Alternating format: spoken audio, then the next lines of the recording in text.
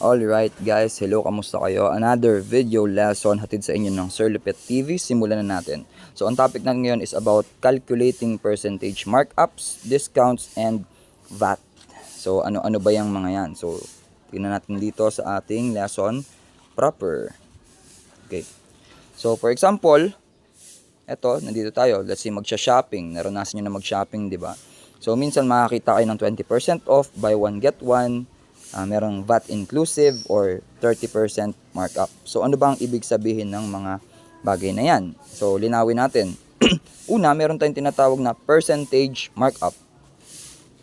By definition, ang percentage markup ay amount added to the cost price of an item to determine its selling price. Sa madaling sabi, ito yung tubo. Siyempre, magkano yung tutubuin mo? Hindi naman pwedeng na-compute mo na lahat ng ginastos mo sa isang produkto, tapos pag ibebenta mo na siya is parang break even lang or pantay lang. Siyempre, para tumubo ka, para kumita, maglalagay ka ng percentage markup. So, para malaman mo yung markup amount, that's just simply cost price and then itatimes mo lang sa markup rate. Then, siyempre, ang kailangan mo is yung selling price, magkano mo siya ibebenta. That's just simply cost price plus markup amount. Ayan. For example, a store, so may tindahan na bumibili daw ng bag sa halagang 500 pesos, tapos nag-a-apply ng 30% markup. So, parang buy and sell, guys. So, para ma-solve mo yung markup, that is 500 times 0.30 kasi yun yung 30%. So, meaning, meron kang 150 pesos na markup.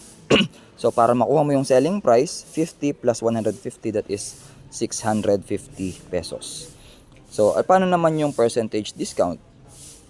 Percentage discount is a reduction from the original selling price. So kung yung markup ay padagdag, ang discount naman ay pabawas. And gustong-gusto natin to kapag mayroong mga sale, mayroong mga discount, 'di ba? Sa mga pamasahe sa PUV, 'di ba? Makikita mo sa jeep, sa bus, mayroong mga discount. So simple lang, gagawin lang doon, discount amount is equal to the original price times the discount rate. Yun, pagta-times mo lang yung presyo niya na dati, original price, times mo lang sa discount rate kung magkano yung discount. And then, times mo lang, or another, kapag gusto mo nang malaman yung sale price, magkano mo siya ibebenta, yung original price is ima-minus mo naman dun yung discount amount. For example, mayroong jacket na ang halaga ay 2,000 pesos. Tapos meron siyang discount na 15%. Dahil cute ka. So, discount is equal to 2,000 pesos times mo sa 0.15, so meron kang 300 pesos na discount. So magkano yung sale price niya? The sale price is going to be 2,000 minus 300 is equal to 1,700. So yun ang presyo ng jacket. Another is yung tinatawag na VAT, yung value added tax. Value added tax is a consumption tax added to goods and services. So again, nilalagay lang ang VAT syempre sa mga goods and services. And sa Pilipinas, commonly, ang VAT ay, tandaan nyo, yan ay palaging 12%. Yung mga senior citizen, kapag senior citizen, parang excluded sila sa VAT. So, hindi sila nakaka-experience ng 12% na VAT. Kung magkano lang yung presyo, yun lang yung nila, babayaran. So, to solve for the VAT amount, yung presyo times mo pa sa 12%, 0.12. Then, para malaman mo yung kung VAT inclusive, magkano yung presyo niya pag sinama yung VAT. So, syempre, yung price lang, then plus mo lang yung VAT amount. For example, yung gadget ay mayroong cost na 10,000 bago yung VAT.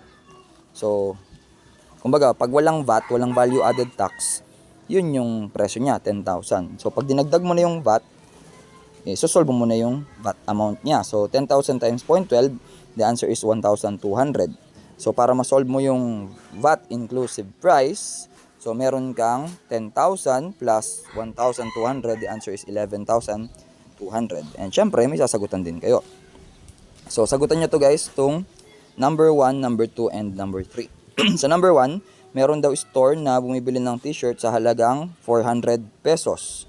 And then, nag-a-apply sila ng 25% markup. So, find the selling price. And then, sa number 2, may TV na worth 18,000 pesos and ino-offer siya ng 10% discount kung bibili ka. So, find the discounted price. Magkano na siya pag nilagyan ng discount. And then sa number 3, a service costs 2,500 before VAT. So, paano i-compute natin dito sa number 3 yung VAT amount and the total cost. Siyempre may tax yun. Ilang percent ulit yung VAT? Balikan niyo yung video. So hanggang dito muna guys. I hope na sundan at naintindihan ninyo.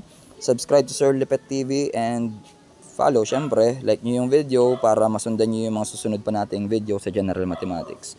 Thank you so much. Ingat nasan ka man. God bless you and goodbye for now.